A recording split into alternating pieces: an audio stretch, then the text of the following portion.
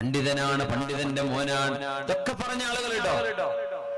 വിധങ്ങൾ പറഞ്ഞു, ഒരൽപ്പം വെയിറ്റ് ചെയ്യണേ, ഒരാളിപ്പോ വരും. അബ്ദുല്ലാഹിബ്നു സലാം അബ്ദുല്ലാഹിബ്നു സലാം എന്നവര് നബിതങ്ങളുടെ റൂമിൽ നിന്ന് പുറത്തിറങ്ങി. അപ്പൊ ജൂതന്മാർ മുമ്പിൽ ഇരിക്കുന്നുണ്ട്. ഈ പറഞ്ഞ ആളുകൾ ഞങ്ങളുടെ നേതാവാണ്, നേതാവിന്റെ മോനാണ്, ഞങ്ങളിൽ ഖൈറായാണ്, best of us and a son of a best man. ഇതൊക്കെ പറഞ്ഞ ആളുകള് നേരെ മലക്കം മറിഞ്ഞു. അബ്ദുല്ലാഹിബ്നു സലാം എന്നവർ അവരുടെ മുമ്പിൽ നിന്നിട്ട് പറഞ്ഞു, അഷ്ഹദു അല്ലാ ഇലാഹ ഇല്ലല്ലാഹ് വ അന്ന ഹാദാ റസൂലുള്ളാഹ്. ഇത് റസൂലാണ്, അല്ലാഹുവിന്റെ ദൂതരാണ്, അന്ത്യപ്രവാചകരാണ്. നമ്മുടെ മുൻഗാമികളായ പണ്ഡിതന്മാർ അന്ത്യപ്രവാചകന്റെ ലക്ഷണങ്ങൾ പറഞ്ഞു തന്നിട്ടില്ലായിരുന്നുവോ? ആ എല്ലാ അടയാളങ്ങളും ഒരുമിച്ച് ചേർന്ന സത്യസന്ധനായ നബിയാണ് ഇവരെന്ന് ഞാനിതാ വിശ്വസിച്ചിരിക്കുന്നു. അപ്പൊ അവര് നേരെ മറിഞ്ഞു. ഇയാള് ഞങ്ങളിൽ ഷർറായ ആളാണ്, ഷർറായ മനുഷ്യന്റെ മോനാണ്. ഞങ്ങളിൽ ഏറ്റവും മോശപ്പെട്ട ആളാണ്, മോശപ്പെട്ടവന്റെ മോനാണ്. ജാഹിലാണ്, ജാഹിലായ വിവരദോഷിയായ വാപ്പാന്റെ മോനാണ് എന്ന് അതേ മനുഷ്യനെ കുറിച്ച് ഇസ്ലാം സ്വീകരിച്ചു എന്ന് പറഞ്ഞപ്പോ അവര് മാറ്റി പറഞ്ഞു. ഇതിന് സമാനങ്ങളൊക്കെ നമ്മുടെ വർത്തമാന കാലത്ത് കാണാൻ കഴിയും.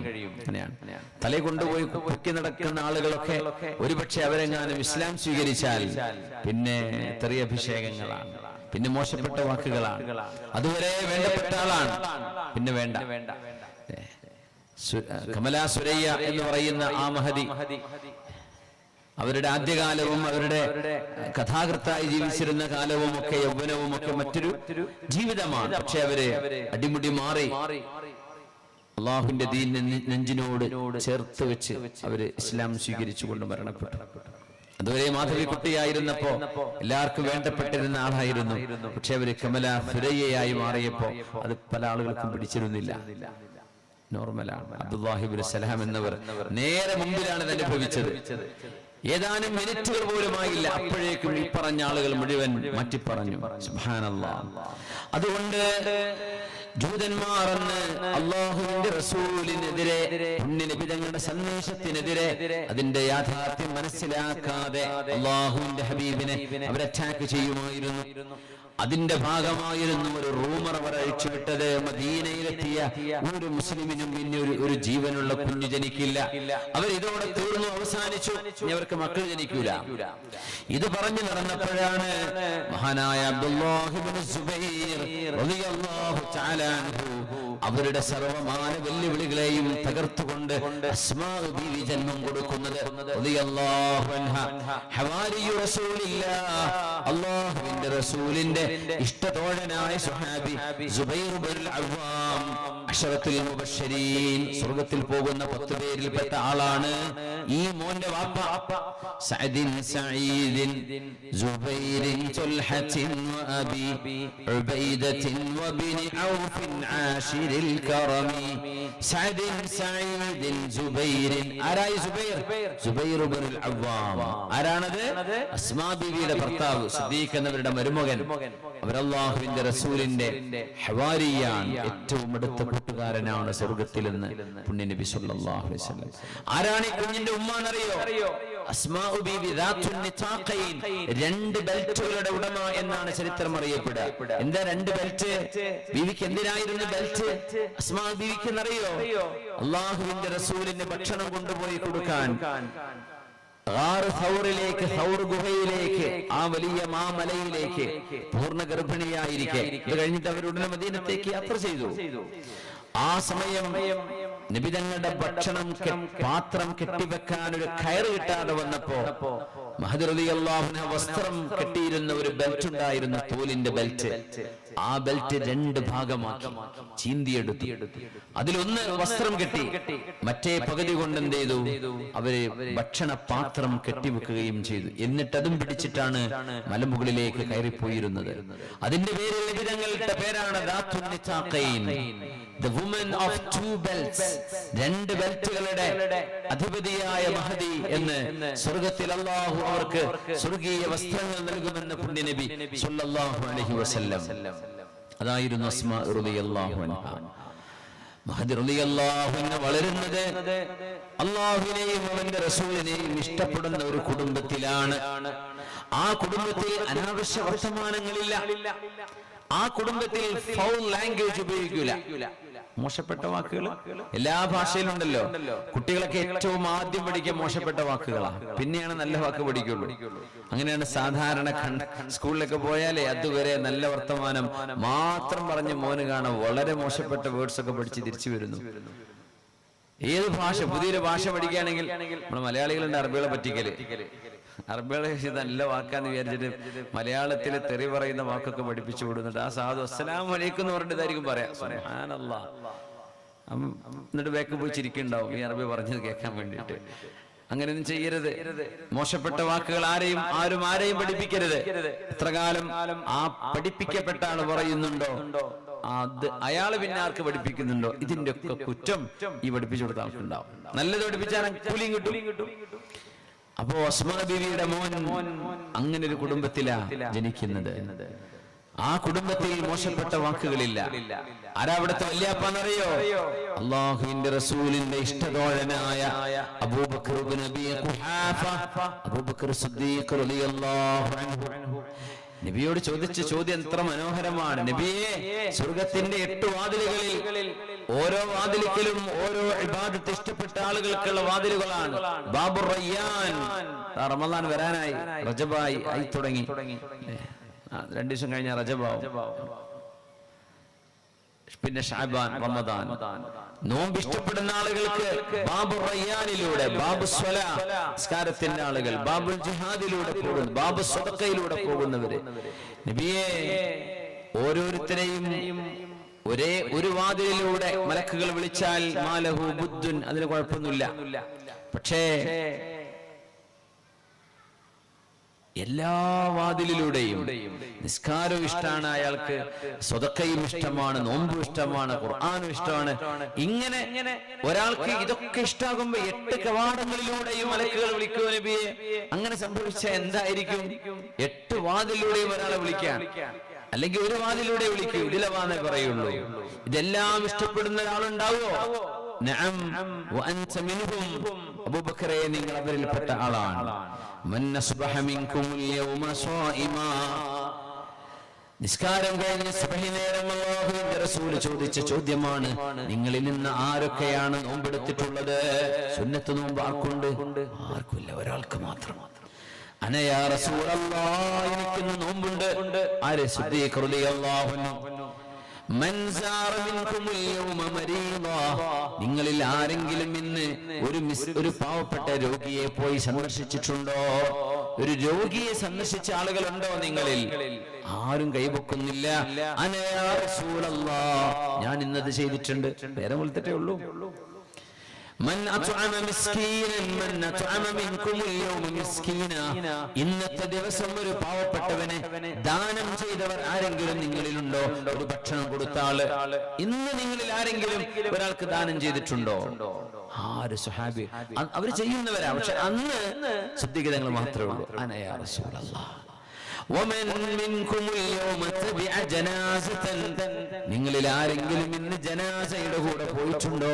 ഒരു മയ്യത്തിനെ മറവ് ചെയ്യാൻ പോയിട്ടുണ്ടോ എന്ന് പറഞ്ഞാൽ ഇന്നലെ മഗ്രിബ് മുതല്, മഗ്രിബ് ഇന്ന് ശരിക്ക് ഇന്നിപ്പോ ഏതാ ദിവസം? ശനിയാണല്ലേ? നമ്മുടെ അറബി കണക്ക് പ്രകാരം ഞായറായി. നമ്മുടെ ഈ അസ്തമയം മുതൽ ദിവസം ആരംഭിക്കുകയാണ്.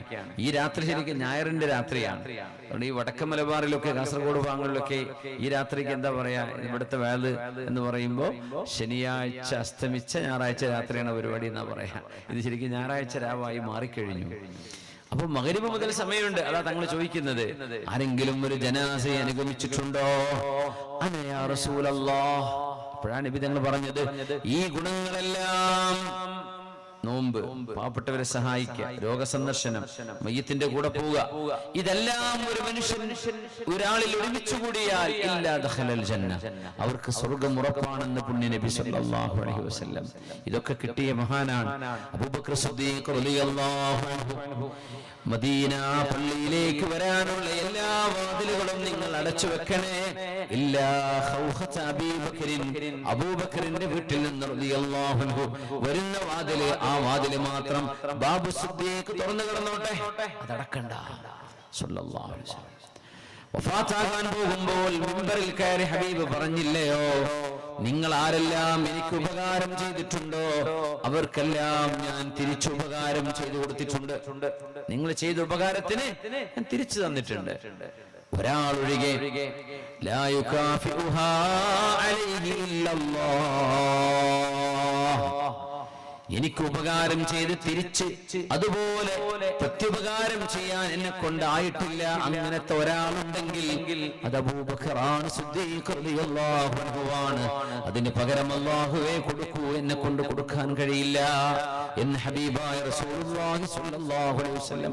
അമ്പിയാക്കന്മാർ മുഴുവനും സ്വർഗ്ഗത്തിലേക്ക് കടന്നാൽ പിന്നെ സ്വർഗ്ഗത്തിലേക്ക് കാലെടുത്ത് വെക്കുന്ന വ്യക്തി ആരാണ്? മഹാനായ സയ്യിദുനാ അബൂബക്കർ സിദ്ദീഖ് റളിയല്ലാഹു അൻഹുവാണ്. ആ വീട്ടിലെ പേരക്കുട്ടിയാണ് ആ സിദ്ദീഖ് എന്നവരുടെ മോള് അസ്മാ ബീവിയുടെ മോനാണ് അബ്ദുല്ലാഹ് ഇബ്നു സുബൈർ റളിയല്ലാഹു അൻഹു. അബ്ദുല്ലാഹ് ഇബ്നു സുബൈർ റളിയല്ലാഹു അൻഹുവിന്റെ ഒരു കൗതുകവും കുസൃതിയുമുള്ള ഒരു സംഭവമുണ്ട്. ഭയങ്കര ആരോഗ്യമായിരുന്നു. ആരോഗ്യത്തിന് ഒരു ചരിത്രമുണ്ട്. വിശുദ്ധമായ ഹദീസിൽ വന്ന വളരെ സ്വഹീഹായ സംഭവമുണ്ട്. റസൂലുള്ളാഹി സ്വല്ലല്ലാഹു അലൈഹി വസല്ലം തങ്ങൾ അന്ന് ഹിജാമ ചെയ്തു. ഹിജാമ ചെയ്യുമ്പോൾ അതിന്റെ ബ്ലഡ് എടുക്കും. അന്ന് അബ്ദുല്ലാഹ് ഇബ്നു സുബൈർ എന്നവർക്ക് 10 വയസ്സാണ് പ്രായം. ഈ സംഭവം നമ്മൾ പറയുമ്പോൾ മുഅ്മിനീങ്ങളായ ആളുകൾക്ക് അറിയണം, അല്ലാഹുവിന്റെ റസൂലിന്റെ ശരീരം, ആ ശരീരത്തിൽ നിന്നുണ്ടാകുന്നതെല്ലാം മുബാറക്കാണ്. അവിടുത്തെ ഷഅറ്, അവിടുത്തെ പല്ല്, അവിടുത്തെ രക്തം, അവിടുത്തെ വായ കൊപ്പിളിക്കുന്ന വെള്ളം, വുളൂഇന്റെ വെള്ളം അവിടുന്ന് ശുചീകരണം ചെയ്യുന്നത് മുതൽ എല്ലാം ഹബീബിന്റെ വിയർപ്പടക്കം സ്വഹാബിയത്തുകൾ കുപ്പിയിൽ എടുത്തു വെക്കുമായിരുന്നു. ഖറൂറത്തിൻ, ചെറിയ ചില്ലിന്റെ കുപ്പികളിൽ സുഗന്ധമായി ഉപയോഗിക്കാൻ. ഹബീബായ നബി തങ്ങൾ അബ്ദുല്ലാഹ് ഇബ്നു സുബൈർ എന്നവരുടെ കയ്യിൽ ഹിജാമ കഴിഞ്ഞിട്ട് രക്തം കൊണ്ടുപോയി കളയാൻ, അബ്ദുല്ലാഹ് ഇബ്നു സുബൈറെ ആരും കാണാത്തിടത്ത് നിങ്ങൾ കൊണ്ടുപോയി ഇത് കളയണേ എന്ന് പറഞ്ഞപ്പോ 10 വയസ്സ് മാത്രം പ്രായമുള്ള സിദ്ദീഖ് റളിയല്ലാഹു അൻഹുവിന്റെ ഈ പേരക്കുട്ടി അബ്ദുല്ലാഹ് ഇബ്നു സുബൈർ എന്നവരെ അകത്താക്കി. പുണ്യനബി ചോദിച്ചു, തങ്ങൾക്കിത് കണ്ടപ്പോഴേ മനസ്സിലായി, ഒരൽപ്പം പോലും, ഒരു തുള്ളി പോലും മണ്ണിലേക്ക് ഒഴിക്കാതെ അദ്ദേഹം സേവിച്ചു. കുട്ടിയാണ്, 10 വയസ്സുള്ള മോനാണ്. പക്ഷേ നുബുവത്തിന്റെ പ്രകാശവും ഹബീബിന്റെ ജീവിതത്തിന്റെ അത്ഭുതങ്ങളൊക്കെ കണ്ടുവരുന്ന കാലമാണത്. പുണ്യനബി കണ്ടപ്പോഴേ തങ്ങൾ ചിരിച്ചു. തങ്ങൾക്ക് മനസ്സിലായത് അവർ ചെയ്തത് ഇങ്ങനെയാണ്. എന്താ നിങ്ങൾ എന്ത് ചെയ്തു ആ രക്തം എന്ന് ചോദിച്ചു. പറഞ്ഞു, നബിയേ, വദഅതുഹു ഫീ മകാനിൻ ലാ യറാഹു ഫീഹി അഹദ്, ആരും കാണാത്ത ഒരിടത്ത് ഞാൻ അത് നിക്ഷേപിച്ചിട്ടുണ്ട്. ഇത് പറഞ്ഞപ്പോൾ ഹബീബായ നബിയുടെ മറുപടി, വൈലുൽ ലക മിനൻ നാസ് വവൈലുൽ ലിന്നാസി മിൻക ലാ തമസ്സുകൻ നാർ. അബ്ദുല്ലാഹ് ഇബ്നു സുബൈറെ, നിങ്ങളുടെ ശരീരം ഇനി നരകം തൊടുകയില്ല. അല്ലാഹുവിന്റെ ഹബീബ് കൊടുത്തു സല്ലല്ലാഹു അലൈഹി വസല്ലം. ഇതിലൊന്നും അത്ഭുതം, ഇതിൽ ഒന്നും വേറെ പല ചിന്താഗതിക്കാരും യുക്തിവാദികളൊക്കെ അവർക്ക് കേൾക്കുമ്പോൾ പല അരോചക തോന്നിയേക്കാം. മുഅ്മിനീങ്ങൾക്ക് അതൊന്നും തോന്നൂല. മുഅ്മിനീങ്ങൾക്ക് ഒരു പ്രശ്നമില്ല. ഇതിലപ്പുറം വിഷയങ്ങൾ സംഭവിച്ചിട്ടുണ്ട്. അല്ലാഹുവിന്റെ ഹബീബിന്റെ ശരീരത്തിൽ നിന്നുണ്ടാകുന്നതെല്ലാം മുബാറക്കാണ്, ബറക്കത്തുള്ളതാണ്. അത് സ്വഹാബിമാർ എടുത്തു വെച്ചിട്ടുണ്ട്. യാ അല്ലാഹ്, സല്ലല്ലാഹു അലൈക യാ സയ്യിദി യാ റസൂലല്ലാഹ്. നബി തങ്ങൾ അബ്ദുല്ലാഹ് ഇബ്നു സുബൈർ എന്ന ഈ മോനെ ജീവിതത്തിന്റെ അവസാനത്തിൽ സംഭവിക്കാൻ പോകുന്ന ചില കാര്യങ്ങളിലേക്ക് നബി തങ്ങൾ സൂചന കൊടുത്തു. അബ്ദുല്ലാഹ് ഇബ്നു സുബൈറെ, വൈലുൽ ലക മിനൻ നാസ്, ജനങ്ങളിൽ നിന്ന് നിങ്ങൾക്ക് ചില പ്രയാസങ്ങൾ ഏൽക്കേണ്ടി വരും. ഏതുപോലെ? ഞാൻ ഏറ്റ പോലെ. പുണ്യ നിബിതങ്ങൾക്ക് വെല്ലുവിളികളും പ്രയാസങ്ങളും പ്രതിസന്ധികളും ഉണ്ടായി മക്കയിൽ. അതുപോലെ നിങ്ങൾക്കും ചില പ്രയാസങ്ങൾ ഉണ്ടാകാൻ പോകുന്നുണ്ട്. നിങ്ങളിൽ നിന്ന് ജനങ്ങൾക്ക് ചില പ്രയാസങ്ങൾ വരും. ആ പ്രയാസം മറ്റൊന്നുമല്ല, നിങ്ങളുടെ ധൈര്യം, നിങ്ങളുടെ ശൂരത, നിങ്ങളുടെ ആണത്വം, നിങ്ങളുടെ ധൈര്യം, നിങ്ങളുടെ അറിവ്, നിങ്ങളുടെ നേതൃപാടവം ഒക്കെ കാണുമ്പോ ചില ആളുകൾക്ക് നിങ്ങളിൽ അസൂയ തോന്നും.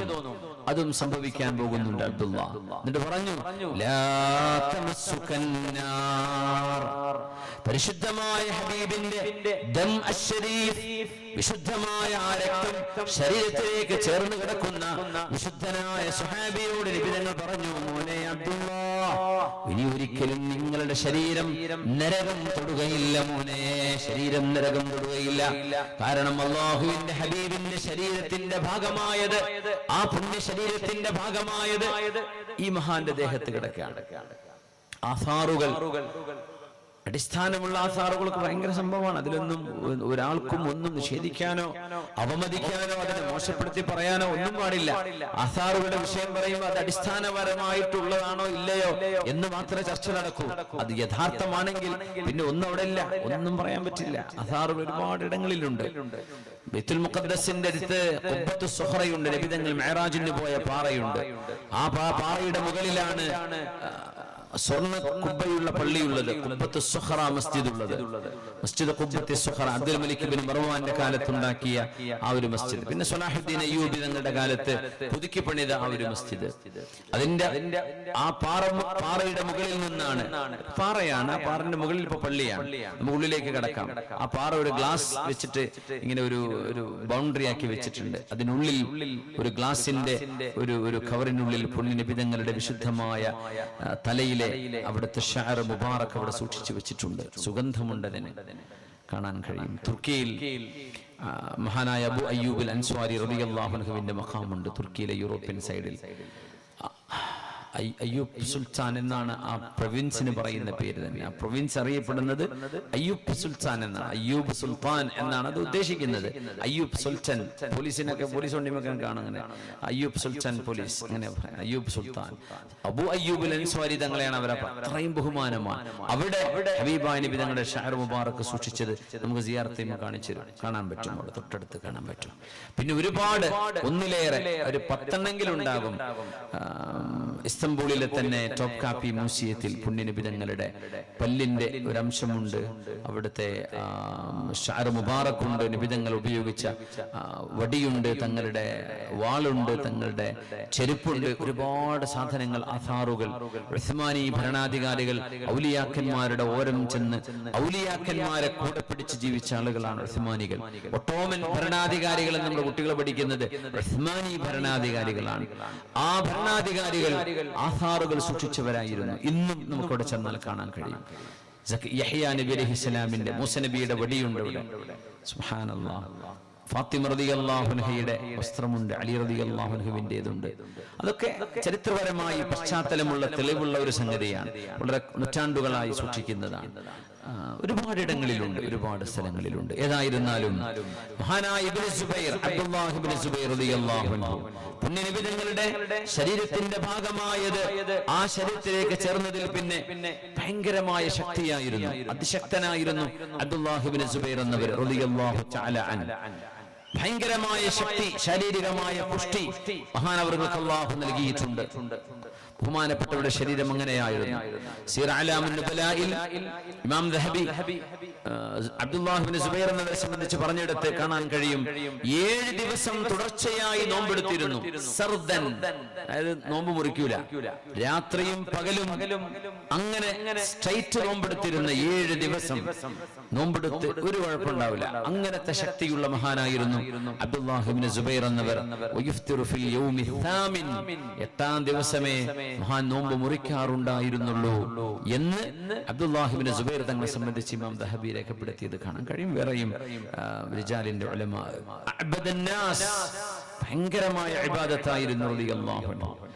കഅബാലയത്തിന്റെ മുന്നിൽ, മക്കയിലാണ് കൂടുതലും താമസിച്ചത്. കഅബാലയത്തിന്റെ മുന്നിൽ മഖാം ഇബ്രാഹിമിന്റെ അരികത്ത് ഇങ്ങനെ നിസ്കരിക്കുമ്പോ ഹമാമുൽ ഹറം, മദീനയുടെ മക്കയുടെ ഹറമിന്റെ മാടപ്രാവ് എന്നറിയപ്പെടും നിൽക്കുന്ന നൃത്തം വളരെ ശാന്തമായി, കണ്ണിമ പോലും വെട്ടാതെ, തലയനങ്ങാതെ, ശരീരം അനങ്ങാതെ നിൽക്കുന്ന നൃത്തം കാണുമ്പോ പക്ഷികൾക്ക് തോന്നും ഇതൊരു തൂണാണ്.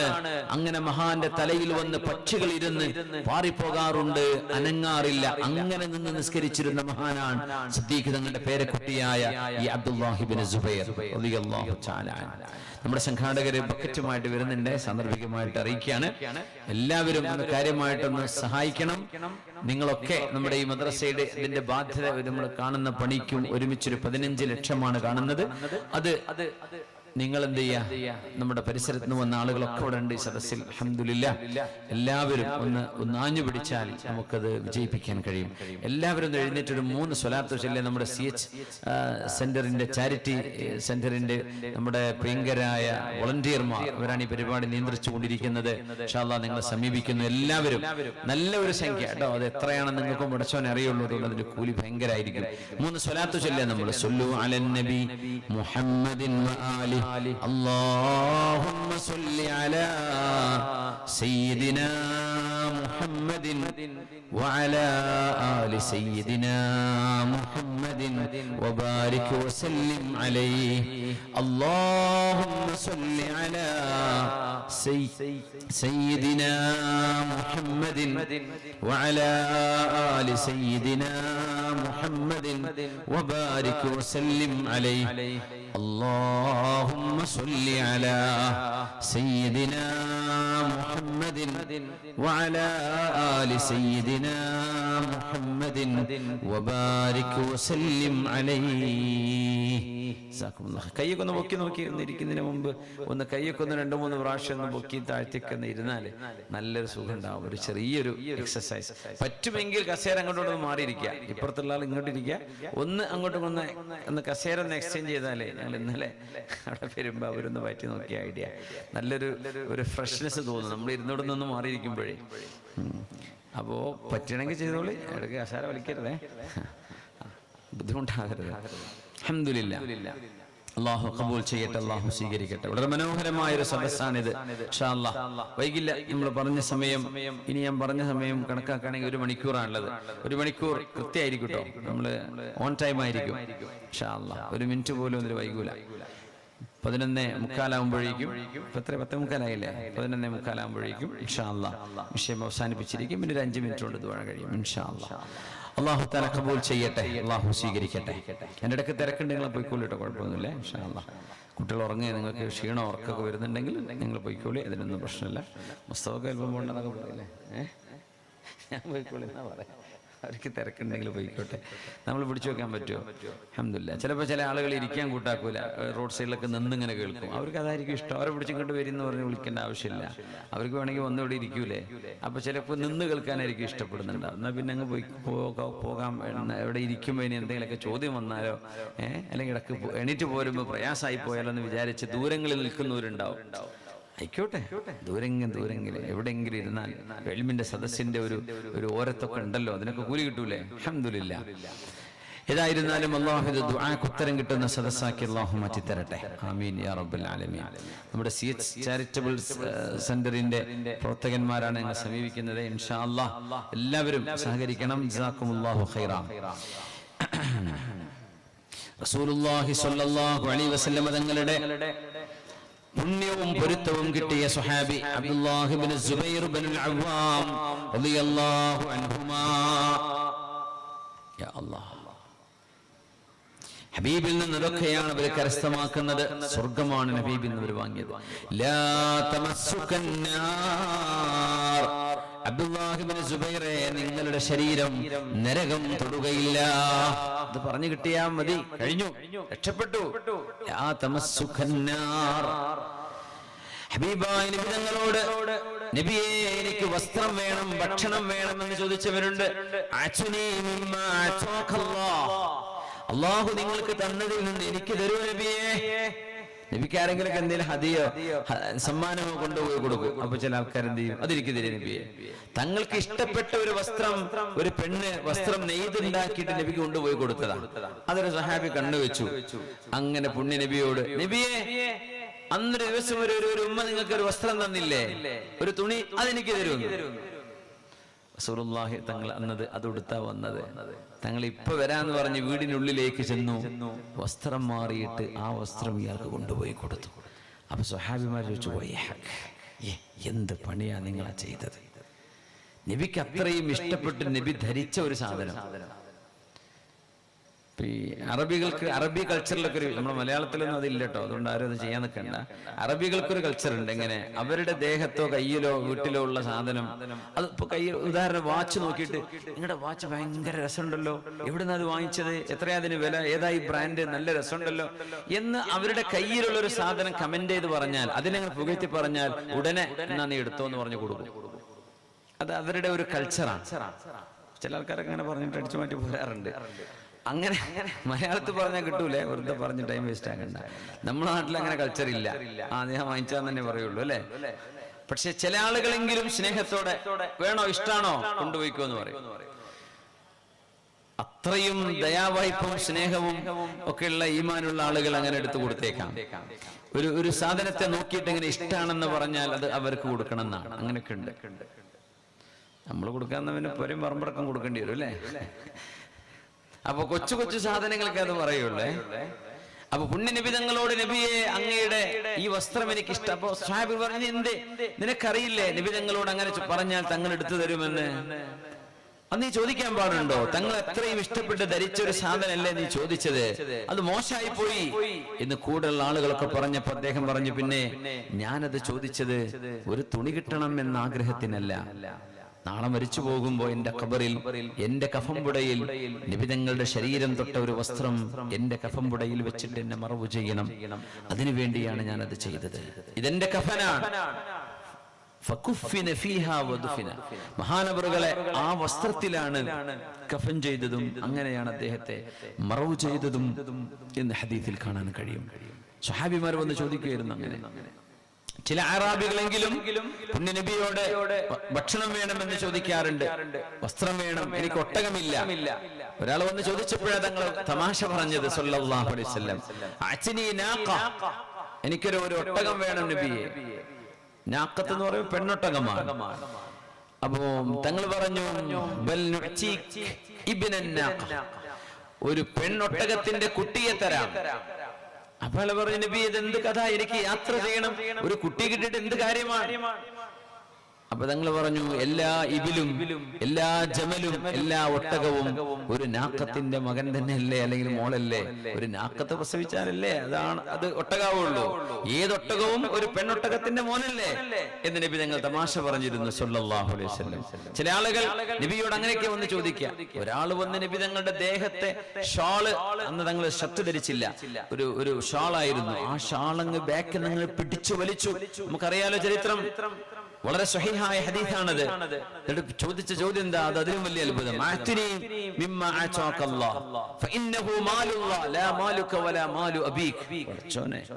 എന്തായി പറയുന്നത്?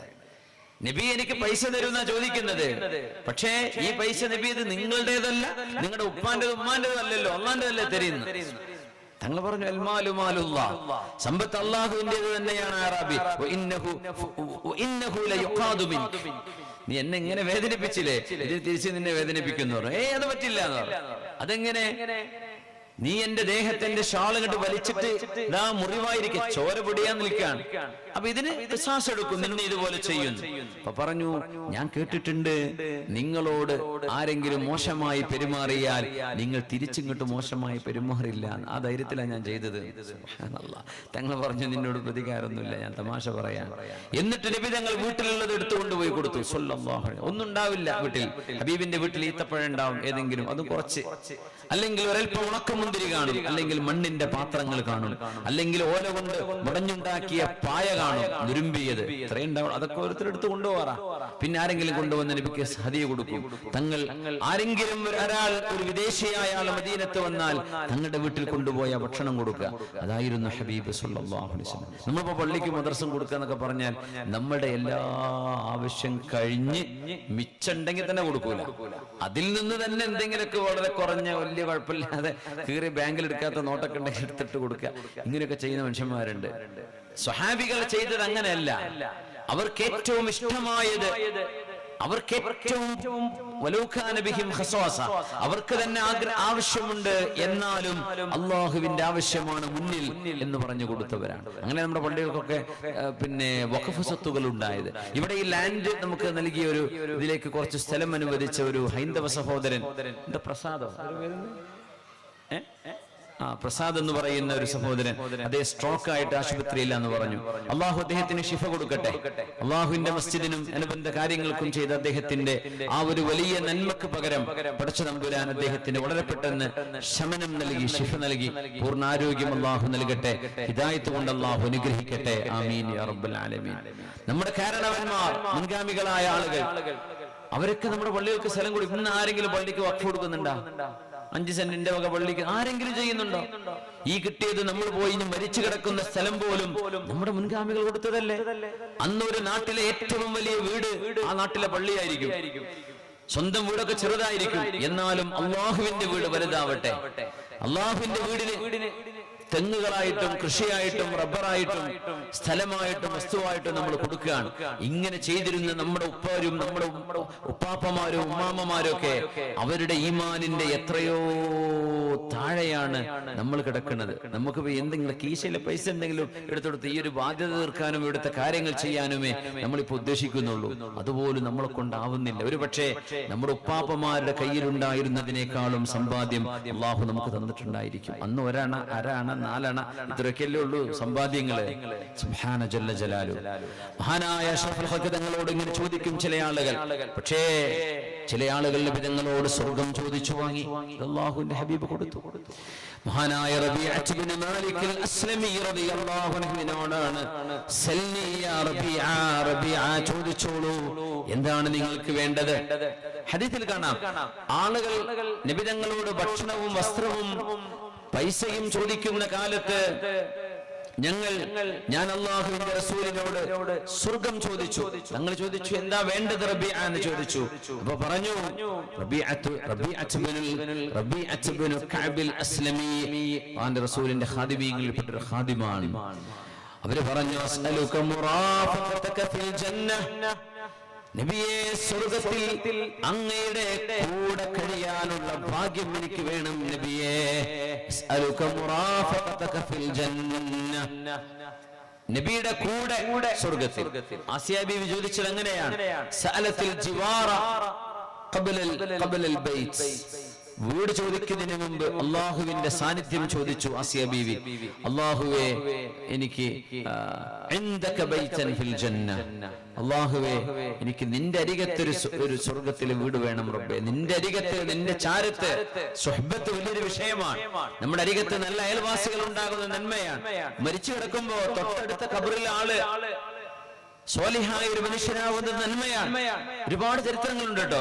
ചില ഖബറുകളെങ്കിലും എന്നെ മക്കളെ ഒന്ന് മാറ്റണമേ, എന്റെ ഖബറിന്റെ മക്കളെ വാപ്പാനെ തൊട്ടടുത്തേക്കൊന്ന് മാറ്റിക്കിടത്തണം, എന്റെ തൊട്ടരികത്തുള്ള ആൾക്ക് കൊടുക്കുന്ന അദാബിന്റെ ഒച്ചപ്പാട് കൊണ്ട് എനിക്കിവിടെ വിശ്രമിക്കാൻ പറ്റുന്നില്ല എന്ന് സ്വപ്ന ദർശനമുണ്ടായി വാപ്പമാരുടെ ഖബറുകൾ മാറ്റിയത് അല്ലാമ ഇബ്നു അബി ദുനിയയുടെ കിതാബുകളിൽ വായിക്കാൻ കഴിയും. അങ്ങനെ ഉണ്ടായിട്ടുണ്ട് ചരിത്രത്തിൽ. ഇപ്പൊ അടുത്ത സമയങ്ങളിലൊക്കെ ഉണ്ടായിട്ടുണ്ട് അങ്ങനെ. നിങ്ങൾ കാണുന്നില്ലേ പല വാർത്തകളും, ഖബർ മാറ്റിക്കുത്താൻ വേണ്ടി സ്വപ്ന ദർശനങ്ങൾ ഉണ്ടാവും. എന്തേ? തൊട്ടടുത്ത അയൽവാസി മോശക്കാരനായിരിക്കും, അപ്പൊ നല്ല ഇടി കൊടുക്കണ്ടാവും അവിടെ. അപ്പൊ ഇപ്പുറത്തുള്ള ആൾക്ക് വിശ്രമിക്കാൻ പറ്റണില്ല, എന്നെ മാറ്റിക്കിടത്തു. ആയിഷ ബീവി ചോദിച്ചു, നബിയെ, ഖബറിൽ കിടക്കുമ്പോൾ ഒരു നല്ല മനുഷ്യൻ അരികത്തുണ്ടാവണം എന്നൊക്കെ പറഞ്ഞ അതിൽ വലിയ കാര്യമുണ്ടോ? ആയിഷ, ജീവിച്ചിരിക്കുമ്പോൾ നല്ലൊരു അയൽവാസിയെ കിട്ടുമ്പോൾ ഉപകാരമുണ്ടോ? ഉണ്ട്. എന്നാൽ ഖബറിലും അങ്ങനെയാണ്. ഖബറിൽ പോയി കിടക്കുമ്പോഴേ നല്ലൊരു മനുഷ്യന്റെ അടുത്ത്, ഒരു കള്ളൂടിന്റെ അടുത്താണ് ഖബർ കിട്ടിയതെങ്കിൽ ബുദ്ധിമുട്ടാണ്. സ്വാലിഹായ ഒരു മനുഷ്യന്റെ അരികത്താണ് ഖബർ കിട്ടുന്നതെങ്കിൽ ഖിയാമത്ത് നാൾ വരെ കിടക്കേണ്ട വീടല്ലേ, ആ വീട് ഒരു നല്ല മനുഷ്യന്റെ അരികത്ത് കിട്ടുക, അതൊരു ഭാഗ്യമാണ്. അള്ളാഹിനോട് ചോദിച്ചോളൂ, പടച്ചവനോട് ചോദിക്കും, അല്ലാഹുവേ നമ്മൾ അത്രയൊന്നും നന്മ ചെയ്ത ആളൊന്നും അല്ല റബ്ബേ, എന്നാലും സജ്ജനങ്ങളുടെ കൂടെ കൊണ്ടുപോയി കിടത്തിത്തരണേ എന്ന് അള്ളാഹുവിനോട് ചോദിക്കണം. സഅലത്തിൽ ജിവാറ ഖബ്ലൽ ബൈത്ത്, വീട് വേണം എന്ന് അള്ളാഹിനോട് ചോദിക്കുന്നതിന്റെ മുമ്പ് ആസിയ ബീവി ചോദിച്ചു, റബ്ബേ നിന്റെ അരികത്ത് യാ അല്ലാഹ് വമറിയം ഇബ്നത ഇമ്രാൻ അല്ലതി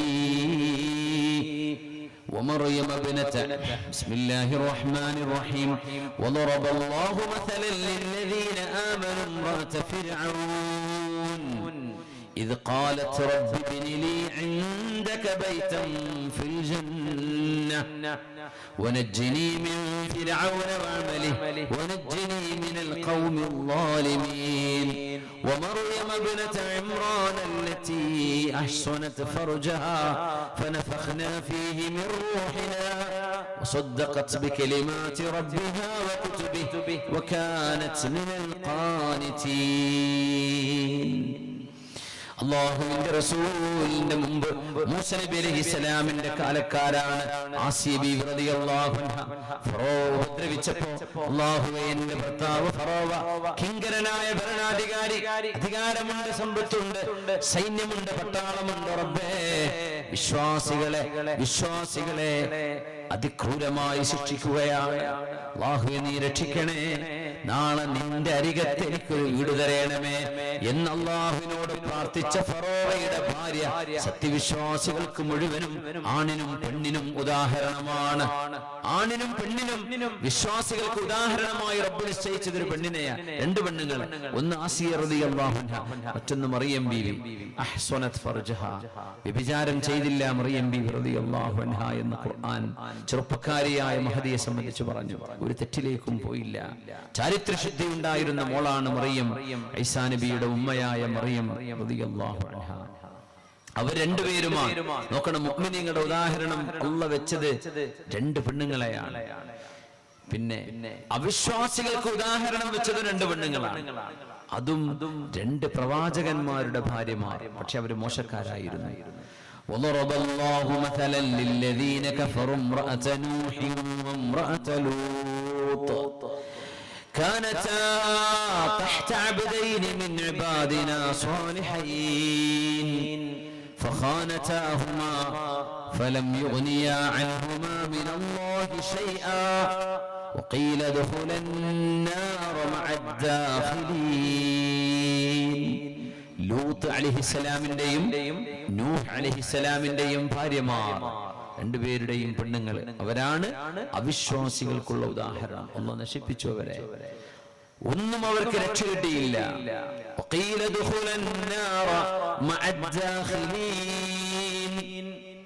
നമ്മൾ ജോർഡാനിൽ നിന്ന് ഫലസ്തീനിലേക്ക് കയറി ചാവുകടലിനോട് ചാരി ഇങ്ങനെ താബയിലേക്ക് ഈജിപ്തിന്റെ ഭാഗത്തേക്ക് യാത്ര തുടങ്ങിയാൽ ഒരു ചെറിയ ബോർഡ് കാണും, സൗജത്തു ലൂത്ത്, ലൂത്തിന്റെ വൈഫ് ഓഫ് ലോട്ട്, LOT, ലൂത്ത് നബി എന്നാണ് ഉദ്ദേശിക്കുന്നത്. ലൂത്ത് നബിയുടെ ഭാര്യ എന്ന് പറയുമ്പോൾ ഒരു പാറക്കൽ, അത് ചെളിക്ക് ഭൂമി മറിച്ചിട്ട പോലെ അവിടെ കാണുകയും ചെയ്യും. ഭൂമി കീഴ്മേൽ മറിച്ചിട്ട പോലെ അവിടെ കാണുന്ന ഒരു, ആ ഭൂമിയുടെ പ്രത്യേകത കണ്ടാൽ മനസ്സിലാവും ഇത് അകത്തുള്ളത് പുറത്തേക്ക് വന്നതാണെന്ന്. ശരിയായ മലയല്ല, ചെളിയാണ്. അതിൽ ഒരു പെണ്ണിന്റെ രൂപം തോന്നിക്കുന്ന ഒരു പാറക്കല്ലുണ്ട്. അത് ലൂത്ത് നബിയുടെ ഭാര്യയാണെന്ന് നമ്മൾ വിശ്വസിക്കുന്നൊന്നുമില്ല, കിതാബിലൊന്നും ഇല്ല അത്. പക്ഷെ അവിടെ ബോർഡ് എഴുതിയിട്ടുണ്ട്, ടൂറിസ്റ്റുകളൊക്കെ നിൽക്കും, നോക്കിയിട്ട് കാണും. കണ്ടാൽ ഇങ്ങനെ ഒരു പെണ്ണുങ്ങ നിൽക്കുന്ന പോലെ, മലയുടെ മുകളിൽ ഒരു പെണ്ണിന്റെ രൂപം പോലെ. ചരിത്രത്തിൽ അങ്ങനെയാണ്. ലൂത്ത് നബിയുടെ ഭാര്യ ശിക്ഷിക്കപ്പെട്ടവളാണ് എന്ന് ജൂതന്മാരും വിശ്വസിക്കുന്നുണ്ട്, ക്രിസ്ത്യാനികൾക്കും അറിയാം, നമ്മുടെ ഗ്രന്ഥങ്ങളിലുമുണ്ട്. അത് ആ പാറക്കല്ല് ഒരു പെണ്ണിനെ പോലെ ഒരു സൈഡിൽ നിന്ന് നോക്കിയാൽ തോന്നും, ഒരു പെണ്ണുങ്ങ നിൽക്കണ പോലെ അങ്ങനെ തോന്നും എന്ന് വിചാരിച്ച അതാണ് എന്നൊന്നും നമുക്കറിയില്ലേ. പക്ഷെ അവിടെ ഒരു ബോർഡ് ഉണ്ട്, ഗവൺമെന്റിന്റെ ബോർഡ് റോഡ് സൈഡിൽ തന്നെ കാണും, സൗജത്തു ലൂത്ത്, ആരോമാർക്കും കാണും. സുബ്ഹാനല്ലാഹ്. അവർ താമസിച്ചത് ചാവുകടലിന്റെ അടുത്താണ്, ഡെഡ് സീയുടെ അടുത്താണ്. ചാവുകടൽ അതിന് മുമ്പുണ്ട് കേട്ടോ. നമ്മൾ പറയും ലൂത്ത് നബിയുടെ സമൂഹത്തെ നശിപ്പിച്ചപ്പോഴാ ചാവുകടൽ ഉണ്ടായത് എന്നൊക്കെ നമ്മൾ അറിയാതെ പറയേണ്ടത്. അങ്ങനെയൊന്നുമല്ല. ചാവുകടലിന്റെ ആയുസ് നൂറ്റാണ്ടുകളാണ്, ആയിരക്കണക്കിന് ദശലക്ഷക്കണക്കിന് കൊല്ലം പഴക്കമുള്ള സാധനമാണ് ചാവുകടല്. പക്ഷേ ആ ഖറിയ, അതിന്റെ തൊട്ടടുത്തുണ്ടായിരുന്ന ഗ്രാമത്തെയാണ് അല്ലാഹു നശിപ്പിച്ചത്. അത് നമുക്ക് ഇന്ന് ആ പരിസരത്ത് നോക്കിയാൽ തന്നെ മനസ്സിലാവും. ഏകദേശം ശേഷം ആ ഒരു ഏരിയ തന്നെ ചാവുകടലിന്റെ പരിസരം, അതായത് ജോർഡാനിന്റെ സൈഡിലുള്ള ഭാഗം. ഇപ്പുറത്തുണ്ട് സൗജത്ത് നൂഹ് എന്ന ലൂത്ത് നബിയുടെ ഭാര്യ എന്ന് പറയുന്ന ഒരു ശിലാരൂപം ജോർഡാനിന്റെ സൈഡിലുണ്ട്, ചാവുകടലിന്റെ രണ്ട് സൈഡിൽ. ഈ ചാവുകടൽ എന്ന് പറഞ്ഞാൽ ശരിക്കും കുളമാണ്, ഒരു കുളമാണ് ശരിക്കും. ചാവു കടലല്ല, അതിങ്ങനെ കുളമാണ്. അത് വേറെ ഒരു കടലുമായിട്ട് അതിന് ബന്ധമല്ല. ഭൂമിയിലെ ഏറ്റവും സമുദ്രനിരപ്പിൽ നിന്ന് താഴെ കിടക്കുന്ന ഏകദേശം 300-ലേറെ മീറ്റർ, 400 മീറ്ററോളം സീ ലെവലിൽ നിന്ന് താഴെ കിടക്കുന്ന സ്ഥലത്താണ് ചാവുകടലുള്ളത്. അദ്നൽ അർള്, ഫീ അദ്നൽ അർള് എന്ന് പറഞ്ഞ ഭൂമിയിലെ ഏറ്റവും താഴ്ചയുള്ള പ്രദേശം ഖുർആനിന്റെ ഒരു മുഅ്ജിസത്ത് കൂടിയാണ്. ഗുലിബത്തിർ റൂം ഫീ അദ്നൽ അർളി വഹും മിൻ ബഅദി ഗലബിഹിം സയഗ്ലിബൂൻ. ചാവുകടലിന്റെ അടുത്താണ് ആ യുദ്ധം നടന്നത്. അത് അദ്നൽ അർളാണ്, ഏറ്റവും താഴ്ന്നു കിടക്കുന്ന സ്ഥലമാണ്. ഭൂമിയിൽ അത്രയും താഴ്ചയുള്ള വേറെ സ്ഥലം ലോകത്തില്ല. അതാണ് ചാവുകടൽ. ഏറ്റവും ഉപ്പുള്ളത്, അതിൽ ജീവനുള്ള ഒരു സാധനമില്ല. അതുകൊണ്ടാണ് ചാവുകടൽ ഡെഡ് സീ എന്ന് പറയാൻ കാരണം. ഒരു തവള പോലും ഇല്ല, ഒരു മീനോ ഒരു സാധനം അതിലുണ്ടാവില്ല, അത്രയും ഉപ്പാണ്. അതുകൊണ്ടാണ് അതിൽ മുങ്ങിയ ആൾക്കാരൊക്കെ മേലോട്ട് പൊങ്ങി ഇങ്ങനെ വരും. ആരും നീന്തറിയാത്ത ആൾക്കാർക്കൊക്കെ മുങ്ങാൻ പറ്റുന്ന സ്ഥലമാണ് ചാവുകടൽ. ഇപ്പോഴും ആളുകളൊക്കെ നിന്നിട്ട് അവിടെ കിടന്നിട്ട് പുസ്തകമൊക്കെ വായിക്കും. വെള്ളത്തിൽ താവില്ല, എത്ര അടി പോയാലും മേലേക്ക് പൊങ്ങി വരും. അത്രയും അത്ഭുതമുള്ള ഒരു സൃഷ്ടിപ്പ് കൂടിയാണത്. അതിങ്ങനെ ചുരുങ്ങിക്കൊണ്ടിരിക്കുകയാണ്. ഓരോ വർഷവും ഓരോ മീറ്റർ വെള്ളം താന്നുകൊണ്ടിരിക്കുക. ഒരു 50 കൊല്ലം കഴിഞ്ഞാൽ ചാവുകടൽ ഉണ്ടാവില്ല എന്നാണ് പറയുന്നത്. 50 കൊല്ലം കഴിഞ്ഞാൽ ചാവുകടൽ വരണ്ട് ഒരു പാടം പോലെ കിടക്കും. അവിടേക്ക് വെള്ളം വരുന്നില്ല. പുറത്തേക്ക് വെള്ളം വരേണ്ടത് ഗലീലിയോ സീയിൽ നിന്നാണ്. ദ സീ ഓഫ് ഗലീലി എന്ന് പറഞ്ഞ തൊബരി തടാകം. മസീഹു ദജ്ജാലിന്റെ കാലത്ത് യജൂജ് മഅജൂജുകൾ കുടിച്ചു തീർക്കുമെന്ന് നബി തങ്ങൾ പറഞ്ഞ തൊബരി തടാകം, അതിന് ഇന്ന് പറയുന്ന പേര് Galileo, the sea of Galilee. അത് ഫലസ്തീനിലാണ്, ഇസ്രായേലിന്റെ കയ്യിലാണ്. അവിടുന്നാണ് വെള്ളം ചാവുകടലിലേക്ക് വരേണ്ടത്, ജോർദാൻ നദി വഴി. പക്ഷെ അത് അവർ ബ്ലോക്ക് ചെയ്തു. ഇപ്പൊ വെള്ളം കിട്ടൂല. അതുകൊണ്ട് മഴയില്ല, വെള്ളം വരുന്നില്ല. അപ്പൊ ഉള്ള വെള്ളം ഇങ്ങനെ ബാഷ്പീകരണം കൊണ്ട് അതിങ്ങനെ താഴ്ന്നുകൊണ്ടിരിക്കുകയാണ്. അപ്പോൾ വെള്ളം താഴ്ന്നുകൊണ്ടിരിക്കുന്നത് ചാവുകടലിന്റെ സൈഡിൽ നോക്കിയാൽ നമുക്ക് കാണാൻ കഴിയും. വെള്ളത്തിന്റെ അടയാളങ്ങൾ ഇങ്ങനെ താഴ്ന്നുകൊണ്ടിരിക്കുകയാണ്. ഒരുപാട് മിനറൽസ്, ഒരുപാട് ലവണങ്ങൾ എന്ന് ഉൽപ്പാദിപ്പിക്കുന്ന സാധനമാണ് ചാവുകടൽ. ഒരുപാട് ഉപ്പിന്റെ ഫാക്ടറികളുണ്ട്, ഫോസ്ഫറസിന്റെ ഒരുപാട് മിനറൽസ് നിന്ന് എടുത്തുകൊണ്ടിരിക്കുന്നുണ്ട്.